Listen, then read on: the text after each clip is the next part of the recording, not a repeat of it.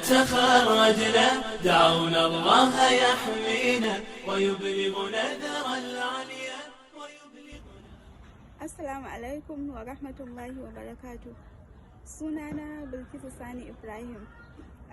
Gaskiya kasancewa ta ɗaliba a wannan makaranta ta Alkabarir Academy, na koyi abubuwa da dama ta ɓangaren addini da rayuwa, kamar su fiƙihu da dukkanin wani fanni na ilimin addini, wanda kuma alhamdulillahi hakan ya sanadiyar zamana wata 'yar ƙaramar ɗalibar ilimi, wanda kuma ya yi tasiri a rayuwata sosai. Ya min tasiri ta ɓangaren saita rayuwata da kuma waɗanda suke tare da ni, su ma kamar su ƙawayena haka da ƙannena. Duk wata matsala da ta taso musu za su tambaye ni, kuma insha Allahu ina ba su ansa daidai gwargwadon ilimina.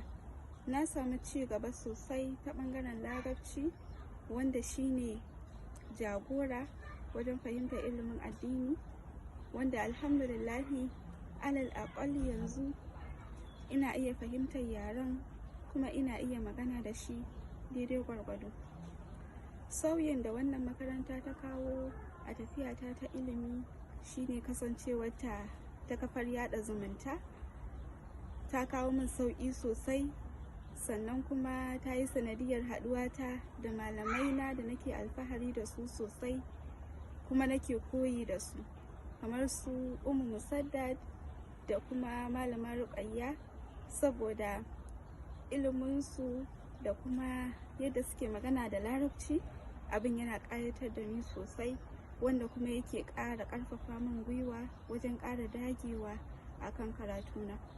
Shawarar da zan ba wa 'yan uwana mata waɗanda ba su samu sun jona wannan makaranta mai albarka ba shine kar su bari wannan damar ta wuce su, saboda shi addini ba a yi shi sai da ilimi, kuma neman ilimin addini wajibi ne akan kowane musulmi.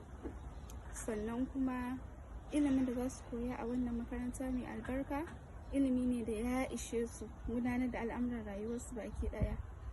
والسلام عليكم ورحمة الله. دعونا الله يحمينا ويبلغنا